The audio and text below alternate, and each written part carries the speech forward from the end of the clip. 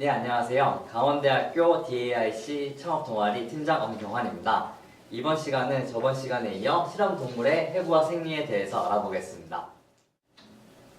먼저 저번 시간에 이어서 랩트 치식에 대해서 알아볼게요. 치식에는 전니와 간니가 있어요. 간니 같은 경우는 영구적인 치아를 갖는 거고, 탈락 치아는 나이가 들면서 성인이 되면서 치아가 빠지는 걸 말해요. 그리고 치식은 앞니와 송곳니, 작은 어금니로 되어 있고, 치식은 치아의 종류와 수를 표현한 것으로 분류상의 큰 특징은 좌우 대칭으로 나눠져 있어요. 좌우 대칭으로 나눠져 있다는 것은 이렇게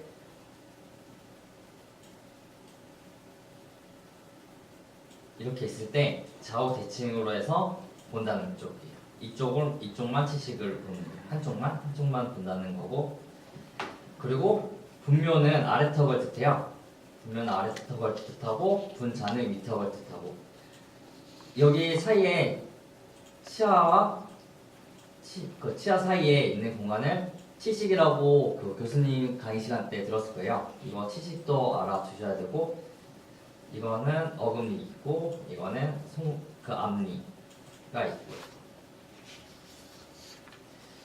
여기서는 사람과 각종 동물의 치식을 나타낸 거예요. 그럼 사람을 예를 들면은, 사람을 보면은 여기가 위, 여기가 아래. 아까 좌우 대칭으로 한다고 그랬죠? 좌우 대칭으로 하니까 이렇게 이쪽만 보았을 때 여기가 위가 앞니가 2개, 밑에가 아래가 2개. 그래서 다 합하면은, 여기서는 합하면은 16개인데 좌우 대칭가 총 32개가 되는 거예요. 그리고 설치류 같은 경우에는 송곳니가 따로 없고요. 그리고 작은 어금니는 햄스터나 랩트, 마우스에서는 없습니다. 그래서 햄스터하고 랩트, 마우스는 총 치아가 16개가 있다는 것을 알 수 있고요. 다음은 식도를 알아보겠습니다. 식도는 기관의 등쪽에 따라 흉곽으로 진입을 하며 생경막을 관통하여 위에 연결되어 있는 거를 식도라고 얘기해요. 여기 보시면은 위가 있고, 위와 구강에 이어져 있는 거를 식도라고 그러며, 식도의 구조는 점막과 점막 밑층, 근육층, 장막층으로 이루어져 있어요. 이 그림은 보고서 한번 이해하기 쉽도록 하기 위해서 넣어준 거고요. 그리고 식도는 연동 운동을 해가지고 위쪽에 도달하게 되면은 식도의 접합부가 이완이 되면서 음식물이 밑으로 들어가서 진입이 되고요. 신경은 미주신경과 대돌이, 후두신경이 있다는 것을 알아주시고요.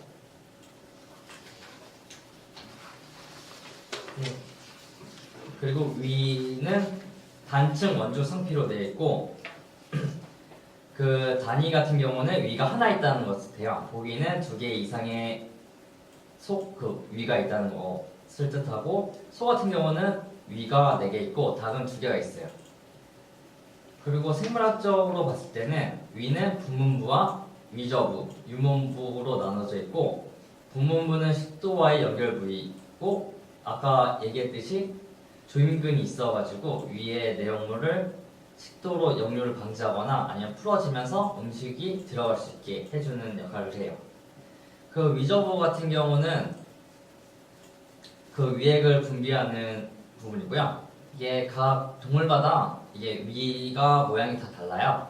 다르긴 한데 거의 위저부는 위쪽으로 보시면 되고, 렛대 같은 경우는 이런 식으로 생겼어요. 위가 이렇게 삐죽삐죽하게, 이쪽이 위저부가 되는 거, 여기가 위저부가 되는 거고, 렛대는. 그리고 유문부 같은 경우는 소장과 연결 부위거든요. 여기가 소장으로 연결되는 거고, 음식물이 위내에서 위액으로 인해서 소화돼서 즙의 형태가 되는데 유문이 열려가지고 내용물이 12지장 쪽으로 이동을 하게 됩니다. 네. 그리고 민세미 부위는 여기서는 간단하게 알아주시면 돼요. 말과 돼지, 석치류, 아비에를 민세미나 점이부를 뜻하는 거거든요. 위저보고랑 같은 말이에요. 그런 식으로 이해하시면 될 것 같고, 대세김질 동물 같은 경우는 1위와 3위가 있고, 설치류에서는 아비, 아까 여기 아까 보여줬던 위저부 있죠? 그러니까 민세미 부위고 중층 상피로 되어 있어요. 그리고 아까 닭 같은 경우는 소 같은 경우는 위가 4개인 거는 사람들이 잘 아니까 이건 넘어가고, 닭 같은 경우에는 여기 보시면은 선이와 여기가 위가 하나하고 여기 모이 주머니 2개로 해가지고 위로 2개로 있다고 명칭되어 있어요. 설치류 같은 경우는 아비와 세미로 구분되어 있고, 사람과 원숭이, 돼지, 토끼 같은 경우는 고유 위생 부위가 비율이 높다는 것을 알 수 있어요. 이게 보시면은 이게 아까 동물마다 위저부가 다르다고 했었는데, 사람 같은 경우는 위저부가 이렇게 크게 나타난다는 것을 알 수 있고요. 그리고 개나 고양이는 낡은 유문부가 비율이 높은 편이에요. 그러면 이게 크고 넓다는 거겠죠? 다음은 장에 대해서 알아볼게요. 먼저 소장에서는 이자액과 장에게 함유되어 있는 효소에 의해 소화를 시켜줘요. 그리고 소장에는 12지장, 공장, 폐장이 있고요. 소장의 점막은 표면적으로 넓게 하여 영양분을 흡수를 돕는 구조를 갖고 있는데, 여기를 보시면은 졸기 이런 식으로 되어 있어서 표면적으로 넓게 하여 흡수가 잘 되게 해주고 있고요. 이렇게, 그리고 육모가 이렇게 있다 보면은 소장에 점막 주름이 생겨서 이렇게 주름이 보이는 거고요. 그리고 소장은 분절 운동을 하고 진자 운동, 연동 운동을 합니다. 그리고 대장에서는 장내 세균에 작용을 해요. 그리고 대장, 특히 많이 들었던 게 대장균 같은 거 있잖아요. 그런 게 서식을 하기 때문에 대장에서는 장내 세균으로 인해서 소화를 시킨다고 보시면 돼요. 그리고 대장에는 맹장과 결장, 직장이 있고, 대장에서는 육모가 없어서 주름 또한 없어요. 그리고 결장 내에서는 술잔세포라는 게 있는데, 여기서 점액이 분비되어서 연동 운동을 해요. 장시간 음식 저장할 수 있고, 수분을 흡수하고 미생물에 의한 분해, 아까 말씀드렸듯이 장내 세균으로 인해서 소화를 시키는 거예요. 분해돼서. 그리고 분변 배설을 만들고요. 장관의 길이는 식성이나 생활 환경에 따라서 다르지만 육식동물은 짧고 초식동물은 깁니다. 다음은 간에 대해서 알아볼게요. 간은 신체에서 가장 큰 샘시간이라고 하는데, 샘시간이라는 게 효소를 분비하는 곳이에요. 그래서 가장 큰 효소를 분비하는 곳, 그렇게 알아주시면 되고, 구조로는 마우스와 렛드에서는 이게 사람 간 같은 경우는 이렇게 하나로 이렇게 되어 있잖아요. 렛드 같은 경우는 이렇게 양갈래로 되어 있어요. 4가지 구조로 이렇게 하나, 둘, 여기 셋, 넷. 이거 구조 같은 경우는 한번 알아두시는 게 좋을 것 같아요. 간의 기능에서는 영양분을 축적해줘요. 혈액으로 서서히 방출해주며 글리코겐을 축적하고, 알부민하고 글로불린으로 변화되어 단백질을 아미노산으로 변형시켜줘요. 그리고 지방이나 비타민, 그리고 무기질을 저장하는 곳으로도 사용이 되고요. 그리고 간 같은 경우는 수치 해소나 막 그런 게 있잖아요. 그 간은 그렇게 해독 작용을 해요. 그리고 간세포 내에 효소에 의해서 독성 물질을 무해하게 만들고, 탐식 작용은 혈액 중에 세균이나 노화, 혈구를 파괴시키는 거예요. 그래서 깨끗한 혈액을 유지시켜주고요. 그리고 혈액을 저장하여 혈류를 파괴하고, 응고에 관여하며 피브리노겐이나 그런 거를 생산하고, 그리고 비타민균 활성화하고 요소를 합성해요. 요소를 합성해서 나중에 혈액으로 해가지고 배출하겠죠. 간은 문맥구역이라고 해요. 이렇게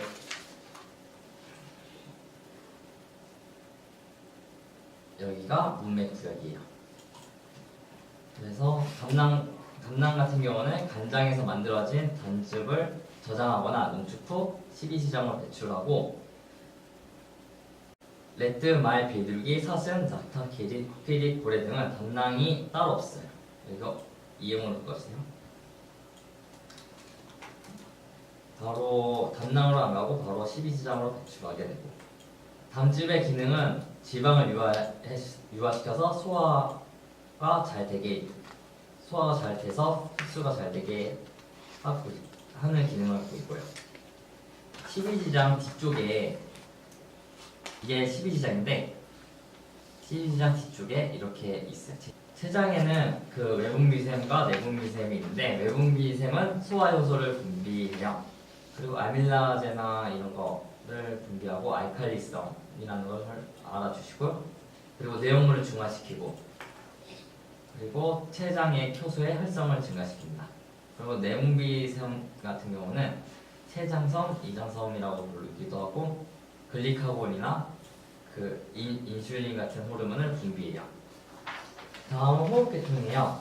그 호흡계통에서는 먼저 폐와 기도에 대해서 알아볼 건데, 먼저 동물호흡법이 있어요. 동물호흡법은 아가미 호흡법과 폐호흡, 그리고 피부호흡이 있어요. 아가미 같은 경우는 양서류 같은 게 있겠죠. 그리고 폐호흡은 동물들, 그 포유류들 있겠고요. 저번에도 피부호흡하는 개구리나 그런 게 도룡뇽이 있다고 얘기했었고, 폐하고 기도까지만 호흡 계통에 들어가고요. 여기서는 코나 후두는 발성기관도 겸하고 있어요. 폐는 좌우엽으로 두 개가 있고, 마우스나 레트, 햄스터 같은 경우는 폐가 해보시면은 아시겠는데, 이렇게 열어보면은 뼈에 그 폐가 다 달라붙어 있어요. 그걸 보면은 잘 구별이 안 되긴 하는데, 총 5개로 폐가 5개로 구분되어 있고요. 이거는 모두 알다시피 폐와 조직에 있어서는 가스 교환을 하고요. 산소나 이산화탄소를 교환해서 호흡을 할 수 있게 해주고요. 이거 같은 경우는 참고하면 좋을 것 같아서 넣어드렸습니다. 다음 호흡 운동에 대해서 알아볼게요. 호흡 운동 중추는 연수의 흡식 중추와 호흡식 중추의 주기적인 흥분을 말하는데, 신경을 통한 횡격막과 늑골 사이 근의 운동을 말해요. 호흡수 같은 경우는 1분간 호흡한 횟수를 말하고, 운동 직후 호흡수가 증가하는 이유는 탄산가스가 증가하여 혈액 내 중추에 작용하게 돼서 조직 내로 필요하기 때문에 호흡이 가빠지는 것이고요. 저체온 방지를 위한 에너지 증가를 위해 호흡수도 증가하기도 하고요. 열을 발산하기 위해서 호흡수가 증가하고요. 흡기는 여기 안에 있는 공기가 나가는 것이고요. 호기는 여기가 이완되면서 공기가 나오는 것이고요. 통식 호흡은 늑골의 운동이고, 그냥 그 갈뼈가 움직여가지고 호흡을 한다는 거예요. 횡격막 같은 경우는, 복식 같은 경우는 횡격막을 움직여가지고 배에 힘줘서 호흡한다고 생각하시면 됩니다. 다음은 심장혈관 계통에 대해서 알아볼 건데요. 먼저 혈액순환계에 대해서 알아봐야 돼요. 그 혈액순환계에는 심장과 동맥, 모세혈관, 정맥으로 구성되어 있고요. 모세혈관 같은 경우는 각 기관의 모든 기관에 다 포함되어 있는 거고요. 이거는 산소와 영양 물질을 운반하는 거고요. 혈액을 통해서. 그리고 이산화탄소와 노폐물을 제거해주고요. 이거 같은 경우는 다들 고등학교 때 배웠겠지만, 이거는 다시 한번 알아주시는 게 좋아요. 이것도 알아주시면 좋고요. 이렇게 이거랑 같은 말인데 좀 더 이해를 돕기 위해서 그림을 넣어놓은 거예요. 네, 신장은 신방과 심실로 이루어져 있는데 포유류나 조류 같은 경우는 이신방, 이심실로 되어 있고 파충류나 양서류는 이신방, 일심실로 되어 있어요. 어류는 일신방, 일심실로 되어 있고 중요하다고 생각해줘요. 그리고 신방과 심실 사이에 있는 방실판막이 있는데 이런 거 하고 이거 뾰족하게 나온 거 보이죠? 이게 방실판막인데 혈액의 역류를 방지를 해요. 네, 다시 나오는 게 이쪽으로 다시 못 들어가게 그 혈액이 역류하지 않게 방지를 해주고 박동은 심장의 수축과 이완이 일정한 주기로 반복되는 거 심박수는 이거 1분 동안 박동 횟수고 이거에 대해서도 알아주시는 게 좋을 것 같아요. 최대 혈압과 최소 혈압 심실이 수축기 하면은 최대 혈압이다. 이게 반대로 생각하시면 돼요. 혈액은 심장과 동맥, 모세혈관, 조직, 정맥, 심장으로 다시 돌아오게 돼 있어요. 영양분이나 이산화탄소 그러니까 필요 없는 거를 교환해가지고 다시 정맥으로 와서 심장으로 가게 돼요. 혈관벽 두께는 동맥이 가장 두껍다는 것을 알아주시고요. 여기가 동맥이 두꺼운 이유는 처음 심장에서 압력을 가해졌을 때 압력이 세고 점점 갈수록 압력이 약해지기 때문이에요. 동맥 혈관벽이 두껍다는 것을 알려주시고요. 그 정맥 같은 경우는 심장의 압력은 작용하지 않고 오히려 음압에 있어 혈관의 역류를 막는 판막이 존재해요. 이것도 알아두시는 게 좋을 것 같아요. 각 기관으로 가는 불필요한 물질이나 그 필요한 산소 같은 거를 교환을 해준다고 그랬었는데 여기서는 허파, 그 허파라고 하면 그냥 폐라고 생각하시면 돼요. 동맥에서 이렇게 와가지고 산소를 전달하고 여기서 이산화탄소를 받아가지고 다시 심장으로 왔다가 폐로 가서 이산화탄소를 배출하게 돼요. 그리고 몸순환도 마찬가지로 각 기관의 각 근육이나 각 조직, 피부 조직 그쪽으로도 가게 되고요. 순환은 이렇게 외심실에서 대동맥으로 갔다가 전신을 갔다가 전신에서 산소와 이산화탄소를 교환하고 D대 정맥이에요. 정맥을 통해서 오른심방으로 다시 가게 돼요. 가스 같은 경우는 폐로 가서 다시 교환해서 다시 들어올 거예요. 네, 아까 문맥이라고 했는데 문맥기관은 간 쪽에 있는 기관을 말이야. 그래서 문맥 쪽에서도 순환을 하게 돼요. 여기서도 보시면은 동맥을 통해 동맥이 이렇게 와가지고 여기서 간에서 필요 없는 물질이나 필요한 물질을 교환해서 다시 동맥으로 나가게 되는 거죠. 네, 그래서 다시 지대 정맥으로 와가지고 심장을 통해 가지고 다시 분류가 되는 거고요. 관상순환은 그 심장순환이라고 생각하시면 돼요. 각 기관마다 순환이라고 적어놨었는데 심장만은 따로 순환이라고 일컬어지기도 해요. 이것도 기관이라고 생각하시면 되니까 네, 이것도 여기서도 근육이나 그런 게 필요한 물질 같은 것도 여기서도 교류를 합니다. 혈관순환 같은 경우도 채출로 통해 가지고 아이에게 좋은 물질, 산소를 공급해주고 불필요한 물질을 다시 배출해서 산모의 몸에서 배출할 수 있도록 해줍니다. 혈액의 성분에는 백혈구와 적혈구, 그리고 혈장과 혈소판이 있고요. 백혈구 같은 경우는 식균 작용을 해요. 식균 작용이라는 게 균을 잡아먹는다는 뜻이고 적혈구는 산소를 운반하고 혈장은 운반 작용을 하며 체온 조절을 합니다. 혈소판 같은 경우는 혈액 응고 작용을 하고요. 여기서 다시 정확히 알아볼 건데 혈장은 90%가 수분으로 되어 있고 단백질, 탄수화물, 지질, 무기물류, 호르몬, 요소 등으로 되어 있어요. 그리고 혈액을 실험관에 넣어두면은 응고된 암적생 부분과 액상의 다만성 부분을 혈청을 나눠주는데 이렇게 혈액을 이렇게 담아놓으면은 여기 위에가 혈장입니다. 약간 투명하긴 한데 약간 누래끼리한 색깔, 약간 노란색을 나타내고 있고요. 그 혈청하고 혈장에 대해서 학생들이 많이 헷갈려 하더라고요. 혈장 여기가 이렇게 돌려서 이건 혈장이고 여기서도 분리가 돼야 돼요. 피브리노겐을 제거를 시켜줘야지 혈청이 되는 거예요. 다음은 적혈구인데 적혈구 같은 경우는 중앙이 함몰된 모양. 핵은 따로 없고요. 그 산소와 결합하는 헤모글로빈을 함유하고 있어요. 이거는 다 알아주시고요. 태아식에는 난항, 주머니, 간장, 비장, 림프에서 생성이 되고 생후에서는 골수에서만 생성이 돼요. 그 적혈구의 수명은 마우스 같은 경우는 30일, 래트에서는 50에서 60일, 토끼에서는 50에서 70일, 개미, 사람에서는 약 120일. 시험에 나올 것 같으니까 이것도 알아주세요. 수명이 다 된 적혈구 같은 경우는 간장이나 비장에서 파괴돼서 배출이 되고요. 형태와 색, 수는 그 동물 종과 연령, 환경 조건에 따라서 다르게 나타나기도 합니다. 백혈구는 골수에서 만들어지나 림프구는 이후 림프절이나 비장, 지라 또는 가슴샘에서 성숙이 됩니다.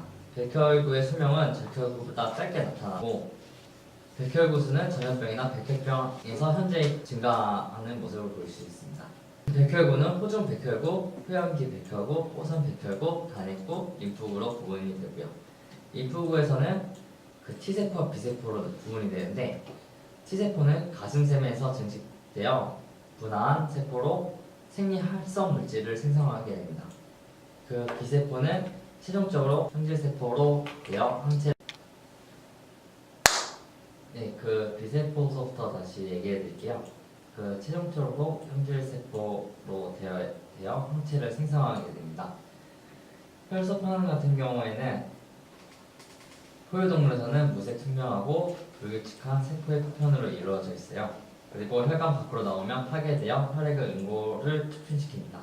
혈에 상처가 나게 되면은 산소와 결합해가지고 응고가 됩니다.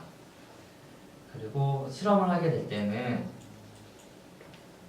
방법을 혈액을 응고시키지 않기 위해서는 유봉이나 유리구슬 아니면은 깃털로 해가지고 혈액을 저어주면 피부린을 제거할 수가 있습니다. 그리고 혈액에 소량의 소듐이나 수산나트륨, 헤파린, EDTA 등을 첨가하면 혈액이 응고되는 것을 방지할 수도 있고요. 면역계통입니다. 면역계통에서는 비장이 있고요. 비장 같은 경우는 랩들을 이용해서 비장을 채취하여 면역이 얼마나 관여를 하는지 그런 것을 실험해 볼 수도 있습니다. 그리고 복강 왼쪽에 위에 근처에 존재하는 암적색 기관으로서 이렇게 생겼는데 랩들 같은 경우에는 비장이 길게 돼 있어요. 약간 바나나 모양. 동물 종과 계통에 따라서 덧지방이 존재해요. 여기 지방 껍데기가 있어요. 그거를 벗겨내서 채취를 하시면 되고요. 내부는 구물 구조로 되어 있고 다량의 혈액을 포함하고 있습니다. 비장은 림프구를 생성하며 노화 적혈구를 파괴하고 미생물 등의 인물을 여과시켜 파괴를 시킵니다. 혈액을 저장하여 체내를 순환하는 혈액량을 조절을 합니다. 아까 가문맥에서도 말했듯이 림프구는 T세포하고 B세포가 중요합니다. 그 림프액은 무색의 액체로 되어 있으며 장관 내 림프관의 림프액은 우윳빛으로 되어 있어요. 이거 같은 경우는 지방으로 형성되어 있고요. 림프절은 이렇게 공 모양으로 여러 개의 림프관이 출입이 되어 있고요. 림프구를 생산하며 림프액 중에 세균을 여과시킵니다. 림프액의 순환은 아까 말했듯이 각 기관에 맞춰서 필요한 물질을 받아들이거나 불필요한 물질을 내보내는 역할을 합니다. 비뇨기통 중에 심장은 이렇게 생겼는데 이것도 랩들도 보시면은 이렇게 생겼습니다. 콩팥이라고 부르기도 하고 직접 보시게 되면은 콩처럼 생겼습니다. 그리고 심장 같은 경우는 혈중의 불용성물 및 유해물을 제거하고 혈액의 삼투압을 조절합니다. 그리고 세포 외액량을 조절하며 혈액의 pH를 조절합니다. 그리고 혈장 조성의 조절 등을 하고요. 그 콩팥 같은 경우는 어떤 기능을 하는지 알아주시면 좋을 것 같습니다. 이거는 아까 저환성이 있다는 것을 말했고요. 그리고 겉지가 속질이 있는데 여기서도 지방층이 있고 여기 밖에 보시면 여기 겉질이 있는데 사고체 주머니와 사고체로 이어져 있고 속질은 콩팥 세간, 요세간으로 되어 있어요. 이렇게 되어 있고 요관과 방광 및 요도에 대해서 알아보겠습니다. 요관은 심장에서 방간 사이의 간을 말하며 방광은 오줌을 일시적으로 저장해 줍니다. 그리고 요도는 방광이 오줌을 체외로 배출시키고요. 다음 생식계통에 대해서 알아보겠습니다. 먼저 암컷에서는 난소와 난간, 자궁, 질전정, 음액, 음부로 되어 있어요. 난소 같은 경우는 난자와 호르몬을 생산하며 난간은 난저 운반, 난간에서 수정돼가지고 이렇게 다시 자궁으로 와서 착상을 하게 됩니다. 다시 자궁에서 수정남이 착상되는 곳이고 분만 때까지 태아가 자라는 곳입니다. 질과 질전정은 그 위 기관이 동시에 분만 때 태아가 나오는 길로 알아주시면 되고요. 여기서는 안 나왔는데 음액 부분은 발기조직, 음부는 바깥 생식기관, 그냥 밖에서 봤을 때를 바깥 생식기관으로 그 외에는 젖샘과 유두가 있습니다. 다음은 수컷 생식 기관입니다. 수컷은 고환과 부고환, 정관, 정남샘, 전립샘, 망울, 요도샘, 응고샘, 응경으로 되어 있고요. 고환은 정세가 내벽에 정자세포와 남성 호르몬을 생산하게 됩니다. 부고환은 정자를 성숙시키고 정자를 저장하며 숙소하는 역할을 또 합니다. 정남샘은 방광 쪽에 위치하고 있고 개나 고양이, 사람에게는 정남샘이 따로 없습니다. 전립샘은 정남샘이 뒤쪽으로 방광의 등쪽에 있고 개에서는 크게 확인되는 것을 입증되었습니다. 망울 요도샘 같은 경우는 대지에선 잘 발달하지만 개에게는 나타나지 않습니다. 응고샘은 마우스 멧돼에서 관찰되며 음경은 발기 조직을 말합니다.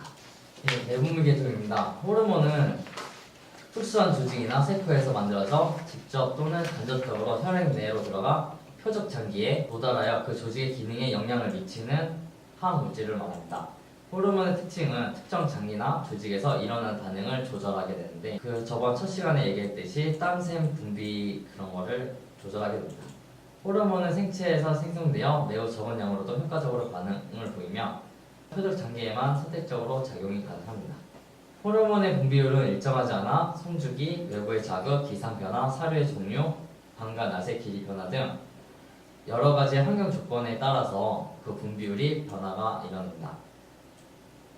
예로 들면은 사람이 기분이 좋아지면 도파민이 많이 분출된다는 것은 연구로 많이 나타나 있습니다. 주된 내분비 기관으로는 내하수체, 갑상샘, 부갑상샘, 부신, 솔방울샘, 이자, 가슴샘, 고환, 난소, 태반, 심장, 지방세포, 신경절이 있다는 것을 알아주시고요. 내하수체는 내분비 기관의 중추입니다. 신경계통은 뇌와 척수, 신경, 감각기 등으로 구성되어 있습니다. 중추신경계의 계통 같은 경우는 뇌와 척수로 구성되어 있고 뇌는 하등동물보다 고등동물에서 발달하게 됩니다. 뇌뜨보다 개 또는 원숭이에서 특히 대뇌가 발달된 것을 알 수 있고 척수 외측은 백색질로 되어 있고 안쪽에는 회색질로 구성되어 있습니다. 말초신경계는 내신경과 척수신경으로 구분되며 거기서도 몸신경계통과 자율신경계통으로 나누어집니다. 몸신경계통 같은 경우는 운동이나 감각 등을 기능하며 자율신경계통은 호흡과 순환, 흡수 등의 기능을 합니다. 그래서 몸신경계통에 대해서 알아보겠습니다. 운동신경계통과 감각신경계통으로 구분되어 있고 운동신경계통은 뇌와 척수로부터 골격근에 홍분을 전달하여 홍분 또는 호르몬으로 말하도 되죠. 호르몬을 전달하여 근육의 운동을 일으키는 신경을 말합니다. 감각신경계통은 빛, 소리, 맛, 냄새, 추위, 더위 같은 외부의 자극을 중추신경에 전달하여 감각을 일으키는 신경입니다. 정확히 말하자면은 뇌하수체에서 각 기관으로 가는 것을 운동신경계통으로 알아주시면 되고 반대로 각 기관에 있는 것을 뇌하수체로 전달하는 것을 감각신경계통으로 알아주시면 되겠습니다. 자율신경계통은 교관신경계통과 부교관신경계통이 있고 이거는 꼭 외워주셔야 돼요. 어떤 작용을 하는지. 교관신경에서는 교관신경이 확대를 일으키고요. 부교관신경은 수축을 시킵니다. 네, 이번에 눈에 대해서 알아보겠습니다. 눈은 복막과 각막, 수정체, 홍채, 손모체, 맥락막, 망막, 시각신경, 유추체 등이 있고요. 각 기능은 다음과 같습니다. 한 번씩 읽어주시면 좋을 것 같아요. 네, 이번 시간을 끝으로 실험동물의 해부와 생리에 대한 강의를 마치도록 하겠습니다. 다음 시간은 렛들을 이용한 보정 방법과 경고 투여에 대해서 알아보겠습니다. 구독과 좋아요, 알람 설정까지 감사합니다.